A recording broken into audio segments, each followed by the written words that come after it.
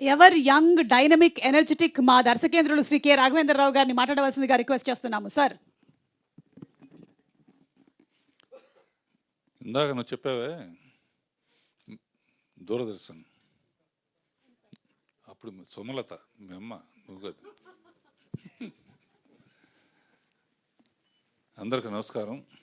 Media మిత్రులకి, నా ప్రియ మిత్రులైన శిష్యులైన అనిల్ రావుపూడి, సతీష్, రవి, భరణి గారు, ఈ అవకాశాలు బిగినింగ్ రోజుల్లో డైరెక్టర్ అవ్వడానికి చాలా ఇబ్బంది పడేవాడు. చాలా సక్సెస్ఫుల్గా ఎన్నో సినిమాలు తీసిన తర్వాత సగంలో నాకు ఐడియా వచ్చింది, ఇది కొత్త నీరు వెళ్ళి పాత నీరు వెళ్ళి కొత్త నీరు ఎట్లాగో వస్తుంది కదా, మన డైరెక్షన్ తప్ప ఇంకేం తెలీదు, డ్రైవింగ్ తెలుసు అంతే, ఏం చేయాలి అని ఆలోచించినప్పుడు అప్పుడే ఈటీవీ కూడా స్టార్ట్ అయింది. ఈటీవీ ద్వారా రామోజీరావు, బాపినేడి గారు, అజయశాంత్ గారు వీళ్ళందరూ మాతో మొట్టమొదటిసారిగా శాంతినివాసం అనే సీరియల్ స్టార్ట్ చేశాం. ఎందుకంటే అది కూడా స్క్రిప్ట్ చేసుకోవచ్చు, కొత్త డైరెక్టర్స్ని పరిచయం చేయొచ్చు, రష్ చూసుకోవచ్చు, సినిమా లాగానే ఉంటుంది, మనకు సినిమా లేకపోయినా సినిమా తీసినట్టే ఉంటుంది. అట్లా 25 ఏళ్ళు శాంతినివాసం ద్వారా రాజమౌళిని పరిచయం చేశాం. దాని బహుమతిగా శాంతినివాసం, తర్వాత స్టూడెంట్ నెంబర్ 1 బహుమతిగా నాకు బాహుబలి ఇచ్చాడు.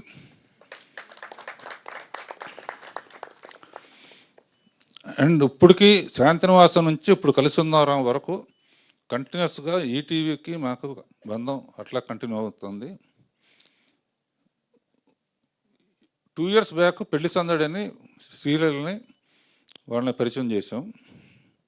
ఓసారి ఫ్యూచర్ ఏంటి అని ఆలోచించాను. మనకి ఇది తప్ప తెలియదు, ఖాళీగా ఉండలేము, ఏం చేయాలి?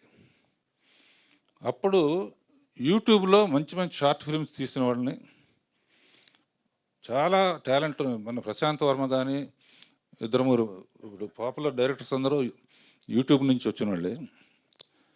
అందులోంచి మంచి డైలాగ్స్, మంచి కథలు రాసిన వాళ్ళని సెలెక్ట్ చేసి, మన రామ్కీ అని, మన శేఖర్, గంగమనేని శేఖరు, ఇతను కెమెరామ్యాన్ డైరెక్టర్, ఒకటి కొంటే రెండోది ఫ్రీ,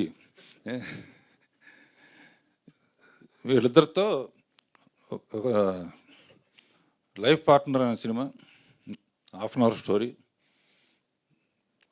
లవ్ యూ నానమ్మ. సరే, ఈ అమ్మాయితోనూ ఈ అబ్బాయితో కలిపి ఏవి అలనాటి ముద్దులు, పెళ్ళికి ముందు పెట్టిన ముద్దులు పెళ్ళైన తర్వాత తగ్గుతాయి ఎందుకు. సో ఇదొకటి ఏంటంటే, నేను కొత్త టాలెంట్ని బయటికి తీసుకురావటం, కొత్త మ్యూజిక్ డైరెక్టర్ని బయటకు తీసుకురావటం. అతను కిరణ్ అని కొత్త మ్యూజిక్ డైరెక్టర్, రామ్కి కూడా, వీళ్ళందరూ కూడా కొత్త వాళ్ళని తయారు చేయడంలో ఉన్న ఆనందం. ఇది కాకుండా రోజు పొద్దున 9:45 to 10:45 ఫ్రీగా డైరెక్షన్ క్లాసెస్ చెప్తున్నాను డైరెక్టర్స్ వాళ్ళకి. సో యూట్యూబ్ డైరెక్షన్ క్లాసెస్, వీళ్ళతో యంగ్స్టర్స్తో పరిచయాలు, వీళ్ళందరినీ సాయంత్రం తీసుకెళ్ళి పికిల్ బాల్ ఆడటం.